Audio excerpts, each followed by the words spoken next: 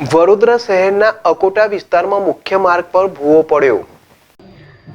શહેરના અકોટા વિસ્તારમાં મુખ્ય માર્ગ પર ભૂવો પડ્યો। શહેરના અનેક વિસ્તારોમાં વારંવાર સર્જાતા ભૂવાને પગલે વાહન ચાલકોમાં ભયનો માહોલ। શહેરમાં પૂરની પરિસ્થિતિ બાદ હવે નાગરિકોને રોડ પર પડી રહેલા ભૂવાનો ડર સતાવી રહ્યો છે। અકોટા બ્રિજથી ગાય સર્કલ તરફનો ખૂબ વ્યસ્ત કહી શકાય તેવા આ રોડ પર ભૂવા પડ્યા બાદ પાલિકાની કામગીરી પર સવાલ ઉઠી રહ્યા છે। અગાઉ 3 દિવસ પહેલા જ આ જ વિસ્તારમાં ભૂવો પડતા પાલિકાએ સમારકામ હાથ ધર્યું હતું। રોડની એક તરફની સાઈડ પર વારંવાર સર્જાતા ભૂવાને લઈને પાલિકાની રોડ વિભાગની કામગીરીની તપાસ થવી જોઈએ।